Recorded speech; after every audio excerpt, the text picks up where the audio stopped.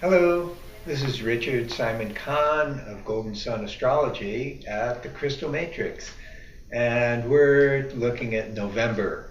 Let's take a kind of an overview of the weather forecast, astrologically speaking, for what we can expect in November.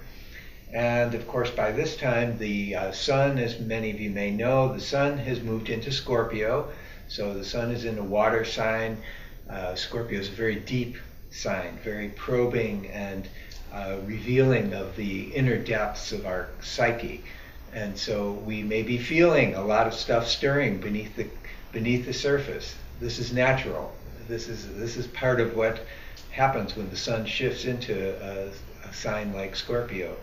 And so it's an opportunity for us to kind of do some inner work to get a little deeper in our own consciousness, understand what's going on within us, evaluate how we're interacting with others, and especially to become aware of those things where there might be some little bumps in the road, where there's a little bit of distrust or a little bit of suspicion or maybe self-doubt. But to look at those things and then find out, okay, what's really behind it? Take the opportunity to be introspective and to really be honest, because Scorpio is ruled by the planet Pluto, and Pluto likes to get to the bottom of things. Pluto likes to peel away all the fluff on the surface and to know what really is motivating, what's really pushing our buttons, and what's really motivating us. And so that's very helpful to us to know what pushes our buttons and what is driving us, and also to recognize in others how that may be affecting them, so that we don't get pushed, our buttons don't get pushed by them so much. So the tone was that we've had the sun is in Scorpio right now, we have Mercury's in Scorpio until November 12th, and also Mars is in Capricorn until November 8th, and it's been working with Pluto very strongly. And these have been in very sympathetic, Mars and Pluto have been in very sympathetic aspects to the sun and to the Scorpio energy. And so this energy has just been flowing. We may feel that there's a bit of heaviness involved there because Pluto brings up deep stuff. And with the sun moving into Scorpio, it's kind of like the light of illumination is saying, okay, time to take a look. What do we have in the basement? What do we have stored down there that we haven't really addressed? And that it's time to do a little bit of cleaning, seeing what we can let go of. It's a wonderful time.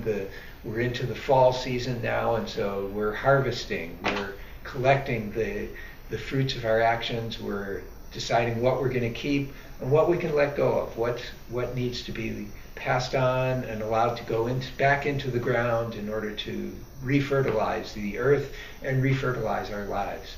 And so this is part of the energy of this time. You may be feeling this as kind of a heaviness. There's a lot of intensity going on. Scorpio is an intense sign. Pluto is intense. These aspects are going on.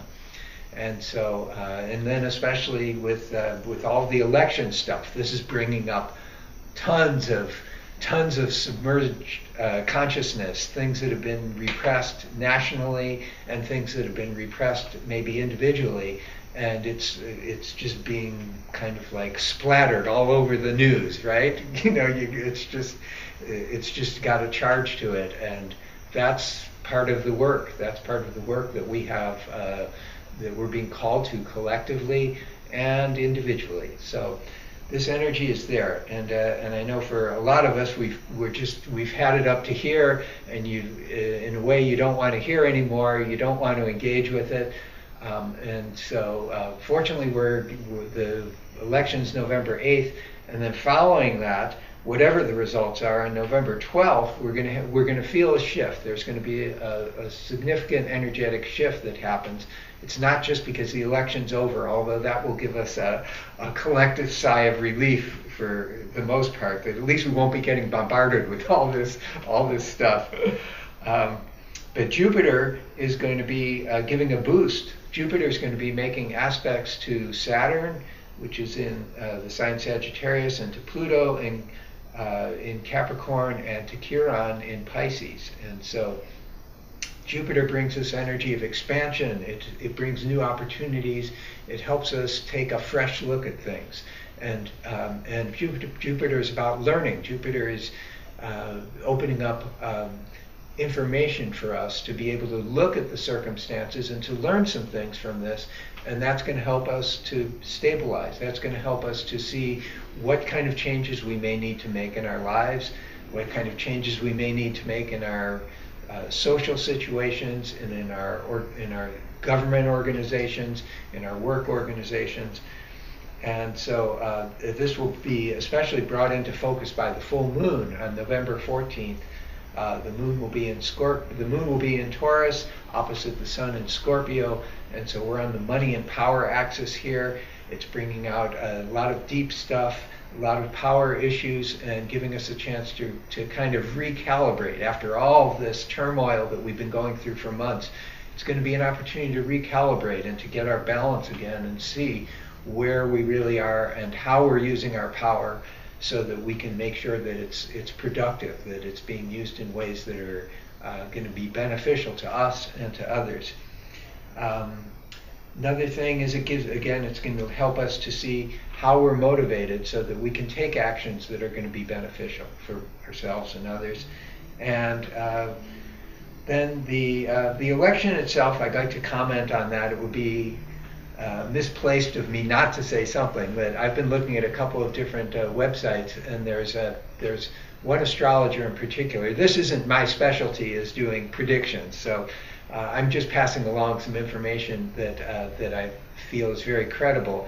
But this one astrologer in particular, whose name I can't remember, but she's got a 100% prediction record from 1992. She has accurately called the winners of the presidential elections for every 4 years since 1992. And she uses a couple of different methods for analyzing the charts of the candidates. And so what her predictions are right now is that the election itself, she looks at the election day charts, and then she also looks at the inauguration day charts, because that's a significant, both of those days are very significant for the candidates. And so she said in the election day charts that it looks like Hillary will win the election, but it's going to be very close, and there's going to be a lot of controversy following the election. This isn't going to be like a clear-cut thing at all. There's going to be a lot of controversy and fallout from this for the week or so after the election. But Hillary will win. That's her prediction for that, based on looking at Hillary's chart versus Trump's chart. And then on the inaugural day charts, she said very clearly Hillary is receiving elevation, astrologically speaking, and Trump's chart is not showing anything. And so that's a pretty good indicator of the direction that things are going to go. But of course, these are just predictions, and who knows? Maybe the universe has some other curveballs, but stay tuned. But that's from a pretty reputable astrologer. So if that's of any help to you, any consolation, maybe you could get a little more sleep and not worry about it so much. That's what it looks like is happening. And so then later in the month, this month, one of the things that's interesting about November is taking all the energies of the planets and adding them up by the elements that are predominant and the modes that are predominant. This month ends up being ruled by Saturn. Saturn is in the sign Sagittarius, which is a fire sign. And with Saturn in Sagittarius, and it's going to be there, it's been there for a while, it's going to continue to be there.